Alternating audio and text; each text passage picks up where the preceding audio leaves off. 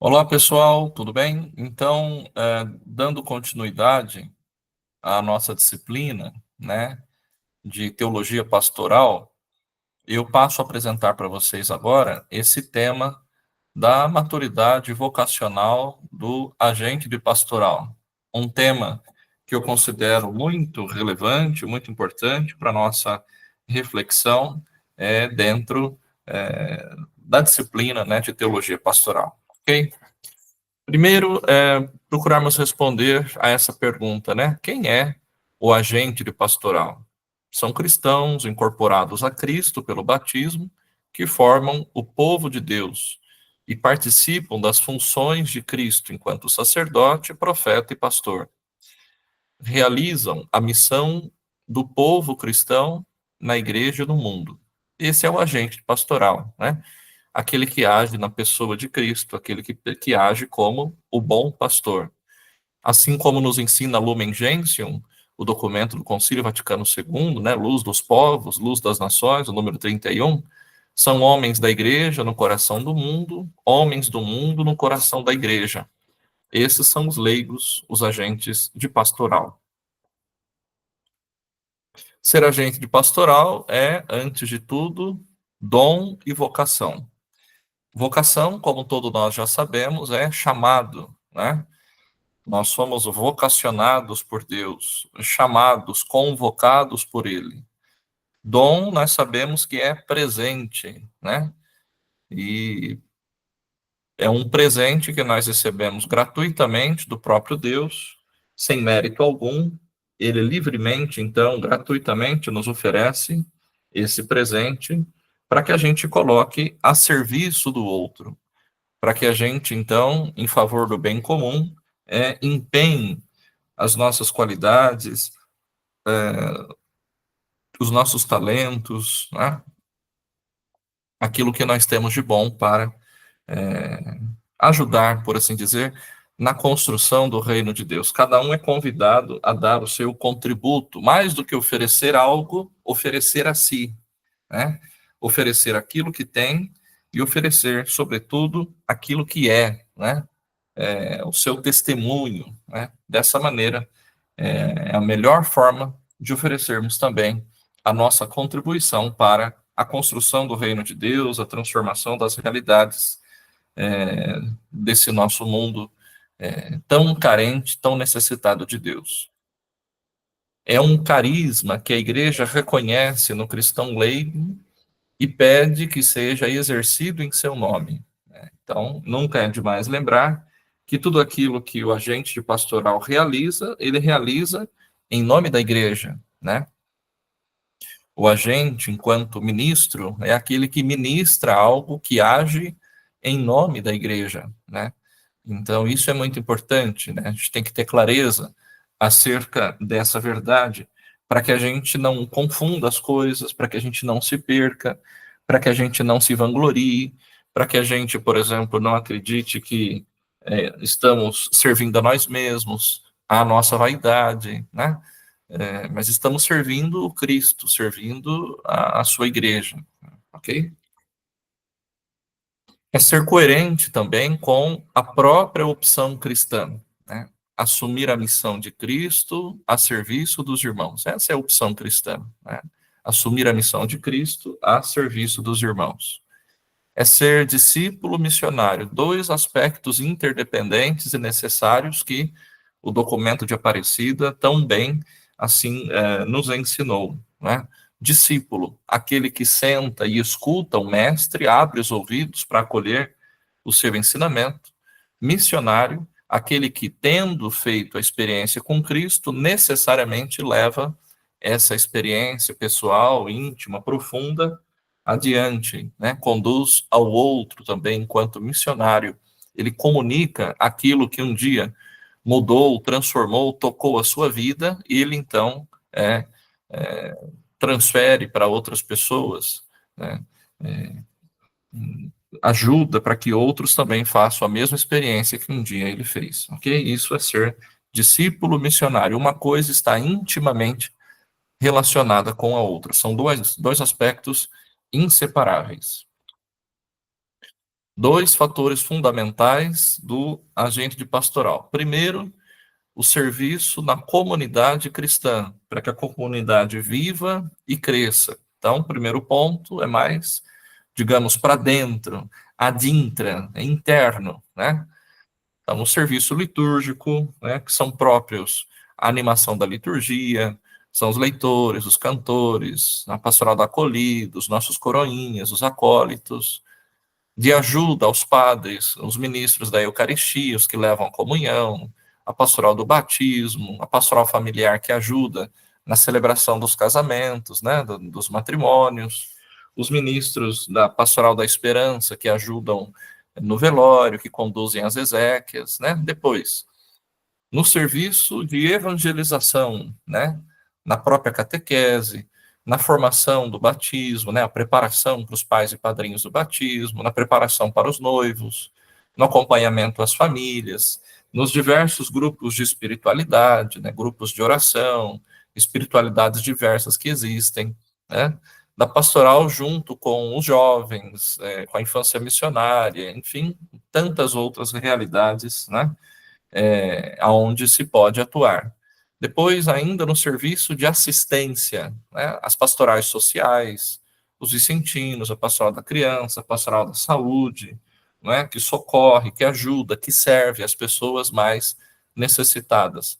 Num serviço ainda de animação e de administração. E aí nós citamos, conforme nós já vimos, numa das nossas aulas anteriores, o CPP e o CAEP, o Conselho Paroquial de Pastoral, Conselho de Assuntos Econômicos Paroquial, ok? Então, é um serviço prestado na comunidade cristã, né? Um serviço prestado na igreja, para a igreja, de uma forma mais interna, né? Adintra, como eu disse, né? E agora é um serviço ao mundo, ou seja, à destra, para fora, né? Não só dentro ali das paredes da igreja, mas indo ao encontro das diversas realidades, além das quatro paredes da igreja, né? Então, na pregação do querigma, por exemplo, a pastoral missionária, a missão permanente, o testemunho que nós somos convidados a dar dos valores cristãos que fundamentam a nossa vida, fundamentam a nossa fé, fundamentam a nossa esperança. A defesa dos direitos humanos, e aqui como exemplo a pastoral carcerária e tantas outras realidades onde nós podemos e devemos, né, defender também os direitos humanos, né? E serviços de promoção da justiça, da igualdade, do direito à vida, da família, da saúde, do trabalho, da moradia, etc, etc. Né? Movimentos políticos, movimentos sociais, em colaboração com outras religiões também, né? No diálogo, na partilha, né? E todos os homens, todas as pessoas de boa vontade, que quiserem assim partilhar, participar desse mesmo processo de defesa, né, dos nossos valores, dos nossos princípios cristãos. Também um serviço ao meio ambiente, quando ele é protegido, né? Hoje se fala de uma ecologia integral, né? Então, não só um trabalho de preservação ambiental, né, no que se refere à defesa, né, ao cuidado da casa comum, como também nos ensinou o saudoso Papa Francisco, mas uma ecologia também ambiental, cultural, econômica, né, uma ecologia que passa nessas diversas outras realidades da nossa vida também. Ok? Então, esses dois serviços, né? A dintra e a destra, para dentro e para fora da igreja. Olha, o cristão católico batizado, né? O leigo, o agente de pastoral, ele deve estar no mundo não para favorecer a igreja, né, no sentido de exigir privilégios, fazer proselitismo, mas ele está e deve estar no mundo para construir no mundo o reino de Deus. Reino de justiça, reino de amor, reino de paz. Então, não estar no meio do mundo para querer exigir benefícios, né? Para querer forçar a barra em relação à igreja, para querer exigir privilégios. Não, não, não, né? Mas para construir o reino de Deus, né? Esse reino é de justiça, de amor e de paz, ok? Essa deve ser sempre a nossa missão, a missão de todo cristão batizado. Aí eu passo a citar algumas atitudes que nós consideramos, então, maduras do agente de pastoral. Primeiro ponto, o amor e a fidelidade à igreja. Como é que se desdobra, né, o amor e a fidelidade à igreja, né, do cristão batizado, do leigo, da leiga, do agente de pastoral? Saber amar, interceder, obedecer, defender, sofrer por ela, né? Amar a igreja, interceder por ela, obedecer os ensinamentos da igreja, obedecer o Santo Padre, né? Estar em unidade com ele, defender a igreja, defender a fé, né? Sofrer por ela, né?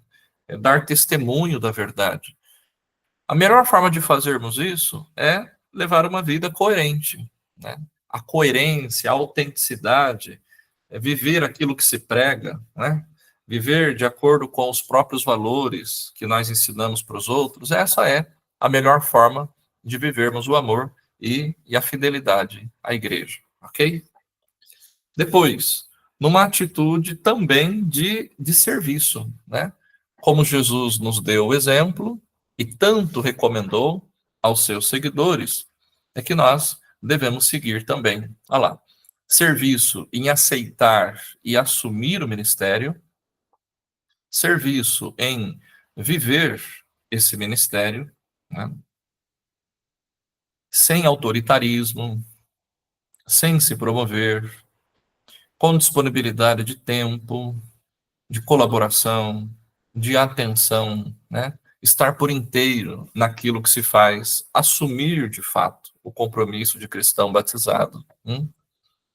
Serviço também, olha que interessante esse ponto, em saber deixar o ministério, sem assumir cargos demais, e ao mesmo tempo disponibilidade para assumir outros cargos, outras funções, que a vida pastoral, porventura, possa talvez exigir de nós também, né? Ok? Então, esses pontos eu penso que são fundamentais, uma atitude de serviço. O Cristo que veio a este mundo é, não para ser servido, mas para servir e dar a vida. É assim que deve ser é, a nossa vida também, né? É exatamente assim que deve ser o nosso comportamento também, ok? Não de outra forma, né? Não de outra maneira, né?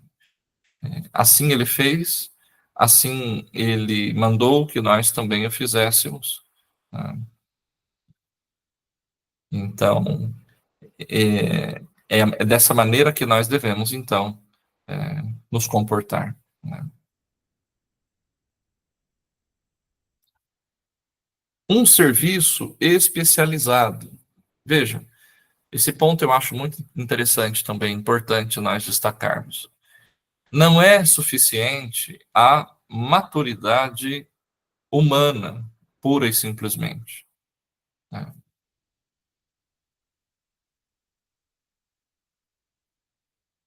Não é suficiente somente a boa vontade. A gente sabe que de boa vontade, boa intenção, o inferno está cheio, como se diz no popular, né?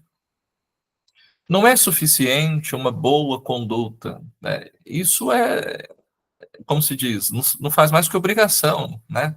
Ter uma boa conduta, um bom comportamento é, é básico, não é nenhuma novidade.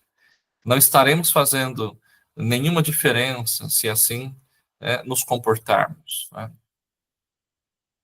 O nosso serviço pastoral exige sempre mais competência, preparo, uma espiritualidade que liberta, né? Uma espiritualidade que vai além, né? Uma espiritualidade que ajuda o sujeito a, a se vencer, né? A se superar. ok?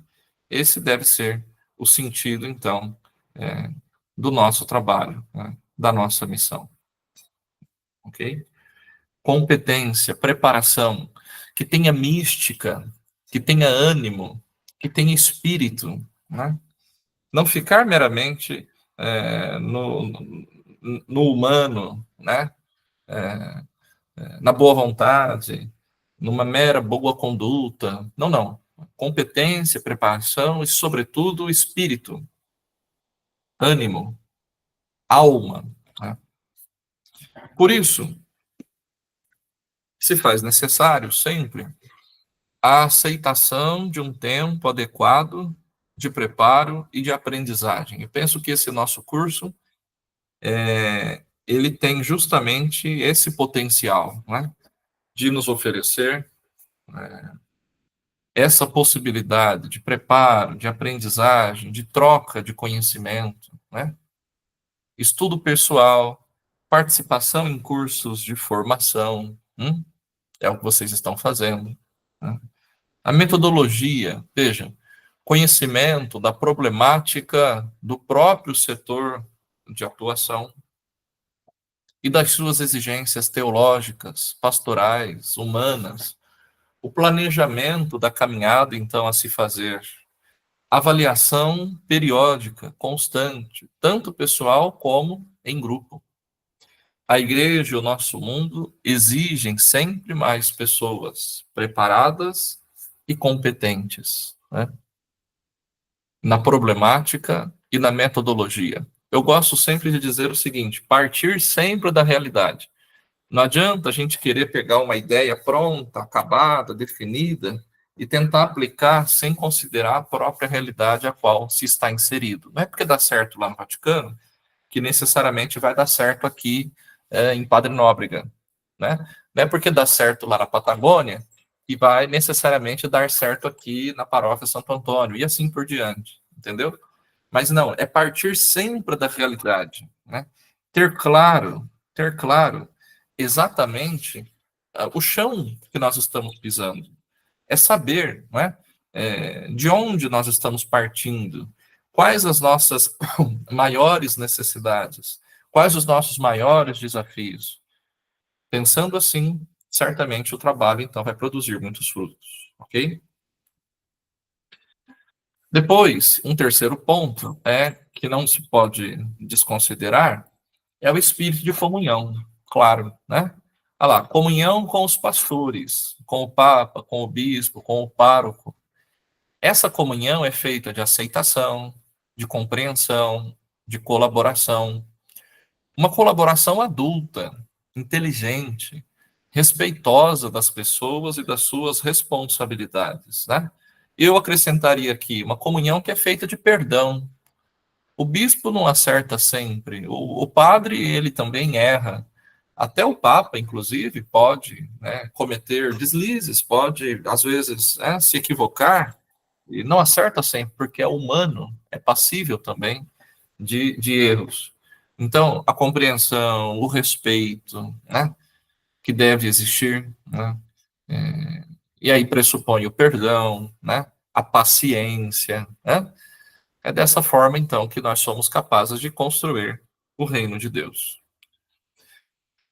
Comunhão e colaboração com os colegas da mesma pastoral, com as demais pastorais e movimentos, né? As brigas nas pastorais e na comunidade criam uma impressão e um clima um tanto quanto negativo, mas fazem parte do desafio da convivência, é verdade, né? Eu penso sempre assim, se quando está brigando ainda com objetivo positivo, de querer acertar, a briga, penso eu, não é de todo ruim, né? Porque está querendo acertar, porque busca um objetivo. O problema é quando fica só aquela picuinha para disputa de ego, sabe? Ah, o meu é melhor que o seu. Ah, eu, né, faço melhor que você. Ah, o meu grupo resolve, o seu não resolve, e assim por diante. Essas discussões que não levam ninguém a lugar nenhum, né? Então, conflito é uma coisa, conflito de ideias, né? Oposições. Eu penso de um jeito, você pensa do outro. somos diferentes e está tudo bem. É bom que seja diferente, né? Eu tenho uma linha de pensamento, eu tenho uma linha pastoral diferente da sua, e está tudo certo. Não tem problema, não vamos nos odiar por conta disso, vamos nos respeitar. Mas quando o conflito vira confronto, aí é problema. Problema sério, problema grave, porque aí patina. Aí a coisa não anda, não desenvolve, não avança, fica ali arrastando somente na briga, na confusão, né? Ok? Aí ficam em evidência o que? Os pontos negativos, né? Ficam em evidência os defeitos. As qualidades vão pelo ralo. Concluindo, gente boa, o agente de pastoral, portanto, segundo o documento de Aparecida, é um cristão que procura uma autêntica fidelidade na imitação do Mestre, sempre próximo, acessível, disponível a todos, desejoso de comunicar vida em cada região da Terra. Olha aí, que definição bonita que o documento de Aparecida, então, apresenta acerca dos agentes de pastoral, né? Acerca dos cristãos leigos e leigas, homens e mulheres do mundo no coração da igreja, homens e mulheres da igreja no coração do mundo. É o cristão que procura essa autêntica fidelidade na imitação, no seguimento do Mestre Jesus. Ora, como é que nós seguimos o Mestre Jesus? Como é que nós imitamos o Mestre Jesus? Pela proximidade, né? Sendo acessível, sendo disponível a todos, veja, todos, sem exceção. Papa Francisco insistiu muito nisso, né? Ele disse que o amor é para todos. Ele repetiu 3 vezes: todos, todos, né? Desejoso de comunicar a vida, então, em cada região da Terra. Não é comunicar a discórdia, não é comunicar a ameaça, não é comunicar a violência, não é comunicar a vingança, né? Não é comunicar aquilo que nos divide, aquilo que nos separa, não, mas aquilo que nos une, né? Aquilo que de fato evidencia, né, a nossa proximidade com Deus, né? O nosso amor a Jesus, né? A nossa fidelidade ao Mestre, né? A nossa compreensão e certeza de que Ele é o caminho, a verdade e a vida, e assim por diante, né? Isso é que deve sempre, sempre ser comunicado. Isso é que deve ser levado adiante, né? Essa é a nossa missão. Tá bem, gente? Então, eu quis compartilhar com vocês, mesmo que brevemente aqui, né? Esses pontos, e assim nós concluímos, né? A nossa disciplina. Então, alguns pontos acerca da maturidade do agente de pastoral, né? Daqueles e daquelas que procuram seguir no caminho de Jesus, fazendo a sua vontade, plantando o seu reino aqui neste mundo, construindo, né, o reinado de amor, de justiça e de paz aqui por essa terra, por meio do seu testemunho de vida, do seu sacrifício diário, do seu amor pela igreja, do seu respeito pelas diversas pastorais, movimentos, comunidades, a nossa forma, então, de seguir a Jesus mais de perto, né? De buscar fazer a sua santa vontade. É isso. Obrigado, um abraço a todos vocês. A gente se encontra pelas estradas da vida, né? Se Deus assim permitir. Deus abençoe. Até logo. Tchau, tchau.